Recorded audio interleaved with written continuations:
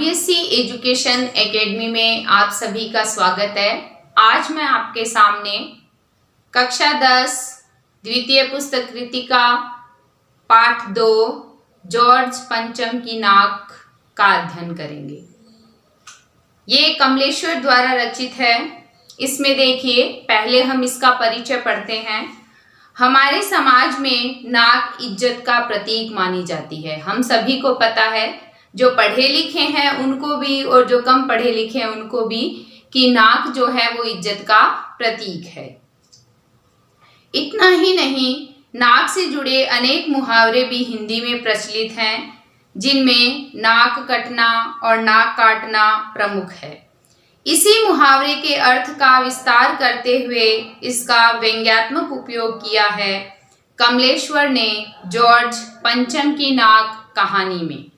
सारा व्यंग्य नाक पर केंद्रित करते हुए लेखक ने अंग्रेजी हुकूमत से आज़ादी मिलने के बाद भी सत्ता से जुड़े विभिन्न प्रकार के लोगों की औपनिवेशिक और दौर की मानसिकता और विदेशी आकर्षण पर गहरी चोट की है।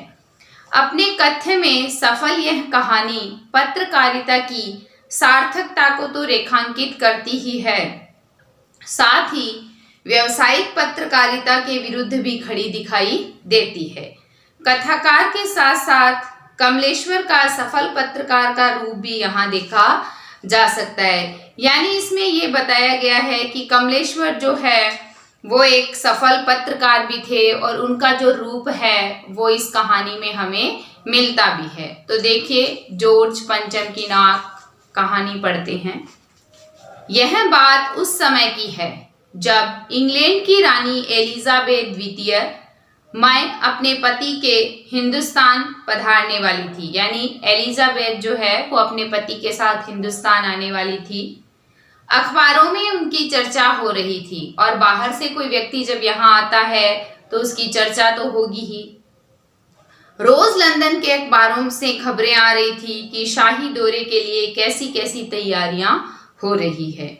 रानी एलिजाबेथ का दर्जी परेशान था कि हिंदुस्तान, पाकिस्तान और नेपाल के दौरे पर रानी कब क्या पहनेगी। यानी जब रानी हिंदुस्तान, पाकिस्तान, नेपाल आएगी तो उस दौरे के दौरान वो कौन से कपड़े, कौन सी पोशाक पहनेगी। उनका सेक्रेटरी और शायद जासूस भी उनके पहले ही इस महाद्वीप का तूफानी दौरा करने वाला था। आखिर कोई मजाक तो था नहीं। जमाना चूंकि नया था, फौज फाटे के साथ निकलने के दिन बीत चुके थे, इसलिए फोटोग्राफरों की फौज तैयार हो रही थी कि भाई रानी जब यहाँ पर आए तो हर एक पल की जो फोटो है वो ली जाए। इंग्लैंड के अखबारों की कतरनें हिंदुस्तानी अखबारों में दूसरे दिन चिपकी नजर आती थी कि रानी ने एक ऐसा हल्के नीले रंग का सूट बनवाया है जिसका रेशमी कपड़ा हिंदुस्तान से मंगवाया गया है। यानी एक सूट बनवाया है और उसका कपड़ा जो है वो हिंदुस्तान से मंगवाया है। करीब 400 पाउंड खर्चा उस सूट पर आया है। रानी एलिजाबेथ की जन्म पत्री भी छपी, प्रिंस फिलिप के कारनामे छपे और तो और उनके नौकरों, बावर्चियों, खानसामों, अंगरक्षकों की पूरी जीवनियां देखने में आई। शाही महल में रहने और पलने वाले कुत्तों तक की तस्वीरें अखबारों में छप गई। बड़ी धूम थी, बड़ा शोर शराबा था। शंख इंग्लैंड में बज रहा था, गूंज हिंदुस्तान में आ रही थी। यानी इंग्लैंड की जो भी खबर है वो वैसी की वैसी सारी हिंदुस्तान तक पहुंच रही थी। इन खबरों से हिंदुस्तान में सनसनी फैल रही थी। राजधानी में तहलका मचा हुआ था। जो रानी 5,000 रुपए का रेशमी सूट पहनकर पालम के हवाई अड्डे पर उतरेगी, उसके लिए कुछ तो होना ही चाहिए। मतलब उसके लिए विशेष तैयारी चलनी चाहिए। कुछ क्या, बहुत कुछ होना चाहिए। जिसके बावर्ची पहले महायुद्ध में जान हथेली पर लेकर लड़ चुके हैं, उसकी शान शौकत के क्या कहने। और वहीं रानी दिल्ली आ रही है। नई दिल्ली ने अपनी तरफ देखा और बेसाख्ता मुंह से निकल गया कि वहां आए हमारे घर खुदा की रहमत, कभी हम उनको कभी अपने घर को देखते हैं। और देखते देखते नई दिल्ली का कायापलट होने लगा, यानी जो दिल्ली थी उसका रूप परिवर्तन ही हो गया। और करिश्मा तो यह था कि किसी ने किसी से नहीं कहा, किसी ने किसी को नहीं देखा, पर सड़कें जवान हो गई, बुढ़ापे की धूल साफ हो गई, इमारतों ने नाज़नीनों की तरह श्रृंगार किया। कहने का अभिप्राय ये है कि जो टूटी फूटी बेजान सड़कें थी वो नई सड़कों में तब्दील हो गई और इमारतें जो हैं वो भी नई सी लगने लगी, क्योंकि उन पे रंग रोगन हो गए। फिर लेकिन एक बड़ी मुश्किल पेश थी, एक मुश्किल थी, वो क्या? वह थी जॉर्ज पंचम की नाक। नई दिल्ली में सब कुछ था, सब कुछ होता जा रहा था, सब कुछ हो जाने की उम्मीद थी, पर जॉर्ज पंचम की नाक बड़ी मुसीबत थी। नई दिल्ली में सब था, सिर्फ नाक नहीं थी। इस नाक की भी एक लंबी दास्तां है, यानी जब हम इस नाक की बात करेंगे तो इस नाक की एक लंबी कहानी है कि इस नाक के लिए बड़े तहलके मचे थे। किसी वक्त आंदोलन हुए थे, राजनीतिक पार्टियों ने प्रस्ताव पास किए थे, चंदा जमा किया था, कुछ नेताओं ने भाषण भी दिए थे, गर्मा गर्म बहसें भी हुई, अखबारों के पन्ने रंग गए थे। बहस इस बात पर थी कि जॉर्ज पंचम की नाक रहने दी जाए या हटा दी जाए। और जैसा कि हर राजनीतिक आंदोलन में होता है, कुछ पक्ष में थे और कुछ विपक्ष में, और ज्यादातर लोग खामोश थे। खामोश रहने वालों की ताकत दोनों तरफ थी। यह आंदोलन चल रहा था। जॉर्ज पंचम की नाक के लिए हथियारबंद पहरेदार तैनात कर दिए गए थे। क्या मजाल है कि कोई उनकी नाक तक पहुंच जाए। हिंदुस्तान में जगह जगह ऐसी नाकें खड़ी थी और जिन तक लोगों के हाथ पहुंच गए उन्हें शान शौकत के साथ उतारकर अजायब घरों में पहुंचा दिया गया। कहीं कहीं तो शाही लाटों की नाकों के लिए गुरिल्ला युद्ध होता था। उसी जमाने में यह हादसा हुआ। इंडिया गेट के सामने वाली जॉर्ज पंचम की लाट की नाक एकाएक गायब हो गई, पता नहीं कहाँ गई। हथियारबंद पहरेदार अपनी जगह तैनात रहे, गश्त लगती रही और लाट की नाक चली गई, यानी जो मूर्ति पे नाक लगी हुई थी उसका पता ही नहीं चला कि नाक जो है वो कहाँ चली गई। रानी आए और नाक न हो, मतलब नाक क्या है? इज्जत का प्रतीक है, यदि वो ही नहीं होगी तो बेइज्जती हो जाएगी। एकाएक परेशानी बढ़ी, बड़ी सरगर्मी शुरू हुई, चहलकदमी, चहल पहल। देश के खैर ख्वाहों की एक मीटिंग बुलाई गई और मसला पेश किया गया कि क्या किया जाए। वहां सभी सहमत थे कि अगर यह नाक नहीं है तो हमारी भी नाक नहीं रह जाएगी, यानी इस मूर्ति के यदि नाक नहीं लगी तो हमें भी क्या है, बेइज्जती का सामना करना पड़ेगा। बाद में देखो क्या हुआ। उच्च स्तर पर मशवरे हुए, सलाह मशविरा, दिमाग खरोंचे गए और यह तय किया गया कि हर हालत में इस नाक का होना बहुत जरूरी है। यह तय होते ही एक मूर्तिकार को हुक्म दिया गया कि वह फौरन दिल्ली में हाजिर हो, यानी एक मूर्तिकार को बुलाया गया कि वो तुरंत दिल्ली आए। मूर्तिकार यूं तो कलाकार था पर जरा पैसे से लाचार था। आते ही उसने हुक्कामों के चेहरे देखे। अजीब परेशानी थी उन चेहरे पर, कुछ लटके, कुछ उदास और कुछ बदहवास थे। उनकी हालत देखकर लाचार कलाकार की आंखों में आंसू आ गए। तभी एक आवाज सुनाई दी, मूर्तिकार, जॉर्ज पंचम की नाक लगानी है। यानी मूर्तिकार को संबोधित करते हुए वहां जो सलाह मशविरा करने वाले थे उन लोगों ने कहा कि जॉर्ज पंचम की जो नाक है, लाट की नाक नहीं है और वो लगानी है। फिर क्या हुआ देखिए। मूर्तिकार ने सुना और जवाब दिया, नाक लग जाएगी, पर मुझे यह मालूम होना चाहिए कि यह लाट कब और कहाँ बनी थी, इस लाट के लिए पत्थर कहाँ से लाया गया था। सब हुक्कामों ने एक दूसरे की तरफ ताका। एक की नजर से दूसरे ने कहा कि ये बताने की जिम्मेदारी तुम्हारी है। खैर, मसला हल हुआ। एक क्लर्क को फोन किया गया और इस बात की पूरी छानबीन करने का काम सौंप दिया गया। पुरातत्व विभाग की फाइलों के पेट चीरे गए पर कुछ भी पता नहीं चला।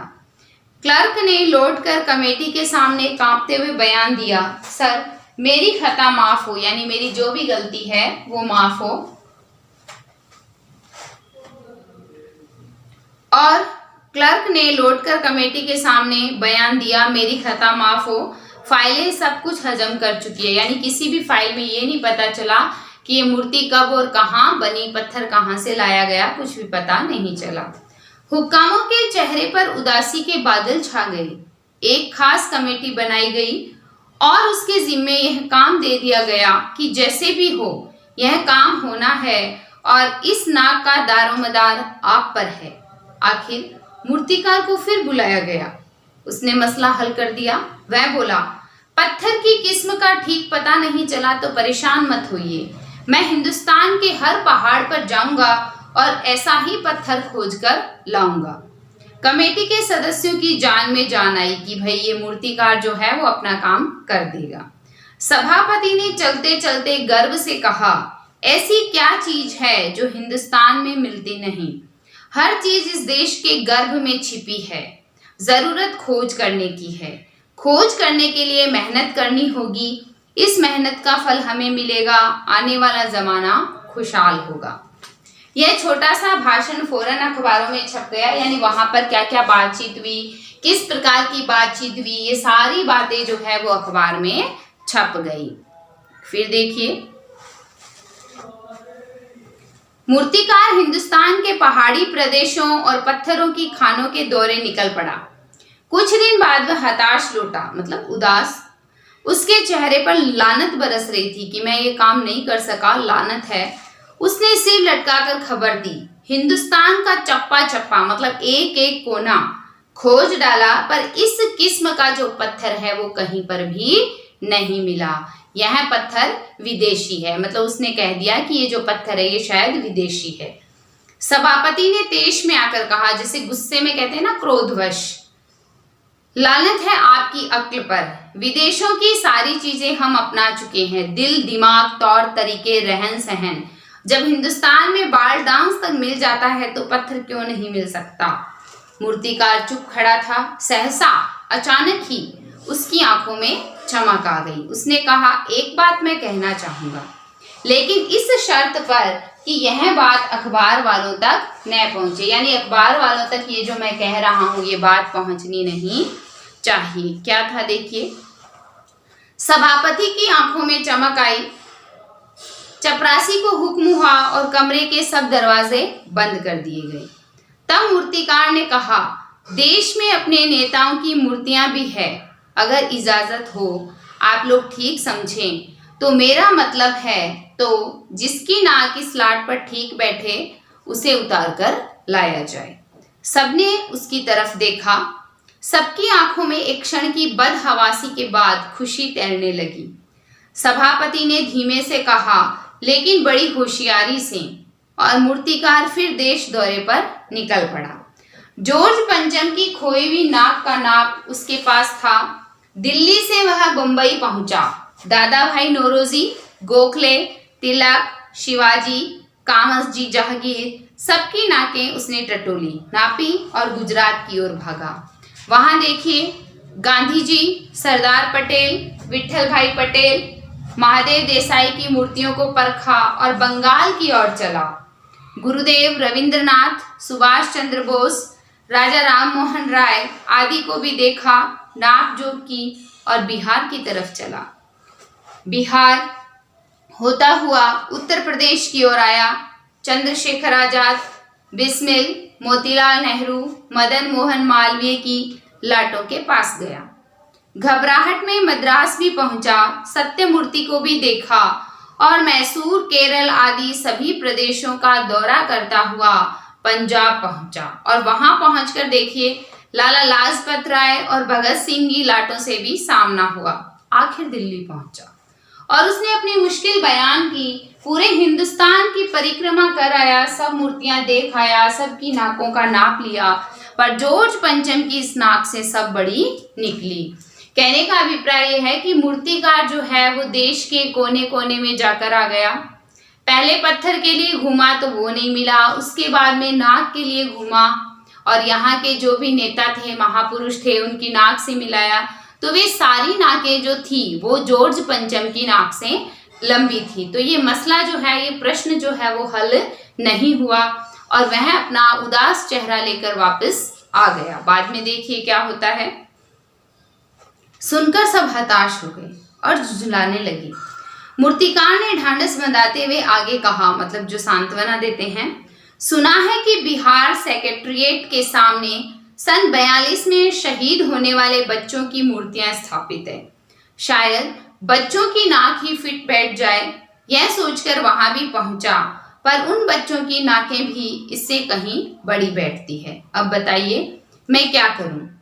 राजधानी में सब तैयारियां थी। जॉर्ज पंचम की लाट को मल कर नहलाया गया था, रोगन लगाया गया था, सब कुछ हो चुका था, सिर्फ नाक नहीं थी। बात फिर बड़े हुक्कामों तक पहुंची, बड़ी खलबली मची। अगर जॉर्ज पंचम के नाक न लग पाई तो फिर रानी का स्वागत करने का मतलब, यह तो अपनी नाक कटाने वाली बात हुई। यानी कहने का अभिप्राय है कि इस देश के लोग ऐसे हैं, देखो मूर्ति का भी सही ढंग से ख्याल नहीं रख सकते और फिर हमारी इज्जत पर भी बात आ जाएगी। लेकिन मूर्तिकार पैसे से लाचार था, यानी हार मानने वाला कलाकार नहीं था। एक हैरत अंगेज ख्याल उसके दिमाग में कौंधा, मतलब चमका, और उसने पहली शर्त दोहराई। जिस कमरे में कमेटी बैठी हुई थी उसके दरवाजे फिर बंद हुए और मूर्तिकार ने अपनी नई योजना पेश की। चूंकि नाक लगना एकदम जरूरी है, इसलिए मेरी राय है कि 40 करोड़ में से कोई एक जिंदा नाक लगाकर काट कर लगा दी जाए। बात के साथ ही सन्नाटा छा गया। कुछ मिनटों की खामोशी के बाद सभापति ने सबकी तरफ देखा। सबको परेशान देखकर मूर्तिकार कुछ अचकचाया और धीरे से बोला, आप लोग क्यों घबराते हैं? यह काम मेरे ऊपर छोड़ दीजिए, नाक चुनना मेरा काम है, आपकी सिर्फ इजाजत चाहिए। कानाफूसी हुई, आपस में बातें हुई धीरे धीरे और मूर्तिकार को इजाजत दे दी गई कि आप जो करना चाहते हैं वो कीजिए। अखबारों में सिर्फ इतना छपा कि नाक का मसला हल हो गया है और राजपथ पर इंडिया गेट के पास वाली जॉर्ज पंचम की लाट के नाक लग रही है। नाक लगने से पहले फिर हथियारबंद पहरेदारों की तैनाती हुई। मूर्ति के आसपास का तालाब सुखाकर साफ किया गया, तभी तो वहां तक पहुंच सकते थे। उसकी रवाब निकाली गई और ताजा पानी डाला गया ताकि जो जिंदा नाक लगाई जाने वाली थी वह सूखने न पाए, क्योंकि वो पत्थर की तो थी नहीं, जिंदा थी तो सूखती थी, सूख भी सकती थी, इसलिए ये व्यवस्था की गई। इस बात की खबर जनता को नहीं थी। यह सब तैयारियां भीतर भीतर चल रही थी। रानी के आने का दिन नजदीक आता जा रहा था। मूर्तिकार खुद अपने बताए हल से परेशान था। जिंदा नाक लगाने के लिए उसने कमेटी वालों से कुछ और मदद मांगी और उसे दी गई, लेकिन इस हिदायत के साथ कि एक खास दिन हर हालत में नाक लग जानी चाहिए, और वह दिन आया। जॉर्ज पंचम की नाक लग गई। सब अखबारों में खबरें छापी कि जॉर्ज पंचम के जिंदा नाक लगाई गई है, यानी ऐसी नाक जो कतई पत्थर की नहीं लगती। लेकिन उस दिन के अखबारों में एक बात गौर करने की थी। उस दिन देश में कहीं भी किसी उद्घाटन की खबर नहीं थी, किसी ने कोई फीता नहीं काटा था, कोई सार्वजनिक सभा नहीं हुई थी, कहीं भी किसी का अभिनंदन नहीं हुआ था, कोई मानपत्र भेंट करने की नौबत नहीं आई थी, किसी हवाई अड्डे या स्टेशन पर स्वागत समारोह नहीं हुआ था, किसी का ताजा चित्र नहीं छपा था, सब अखबार खाली थे। पता नहीं ऐसा क्यों हुआ था। नाक तो सिर्फ एक चाहिए थी और वह भी बुद्ध के लिए। कहने का अभिप्राय ये है कि जब जिंदा नाक मिली या मान लो किसी की काटी गई, तो ये खबर जब फैली तो सब लोगों के मन की जो भावनाएं थी उनको ठेस पहुंची और सबको ऐसा लगा कि स्वागत समारोह इत्यादि जो बातें या न्यूज़ है वो समाचार पत्र में छपनी चाहिए, वो नहीं छपनी चाहिए। क्यों? क्योंकि किसी व्यक्ति की जिंदा जो नाक है वो काटी गई है, और ये जो है ये हमेशा शान के खिलाफ वाली बात है, ऐसा नहीं होना चाहिए। तो उस दिन सभी क्या थे, दुखी थे कि एक बुत के लिए, एक मूर्ति के लिए जिंदा नाग को काटा गया और यह बात जो है वो सार्थक नहीं है। तो कमलेश्वर द्वारा एक व्यंग्य किया गया है वर्तमान की स्थिति पर। तो इसमें देखिए हम थोड़ा सा फिर इसको टैली कर लेते हैं। पाठ 2 है जॉर्ज पंचम की नाक, कृतिका पुस्तक से लिया गया है। नाक जो है वो इज्जत का प्रतीक है। हम कहते हैं ना, यदि गलत काम करोगे तो नाक कट जाएगी, मतलब आपकी बेइज्जती हो जाएगी। तो नाक जो है वो इज्जत का प्रतीक है और हिंदी में इससे संबंधित अनेक मुहावरे बने हुए हैं। फिर कमलेश्वर इसके रचयिता हैं, व्यंग्य है और ये व्यंग्य जो है वो नाक शब्द पर केंद्रित है। और पत्रकारिता की सार्थकता इसमें दिखाई देती है कि वास्तव में जो समाचार छपना चाहिए वही छपता है या पत्रकार उसी को छपवाता है तो वह वास्तविक सही दर्जे में एक अच्छा पत्रकार है। तो आज हमने कमलेश्वर द्वारा रचित जॉर्ज पंचम की नाक कहानी का अध्ययन किया है। कल हम अपने नए वीडियो के साथ आपके समक्ष फिर उपस्थित होंगे। आप सभी मेरे चैनल को लाइक, शेयर, सब्सक्राइब करें, बेल आइकन दबाना ना भूलें। धन्यवाद।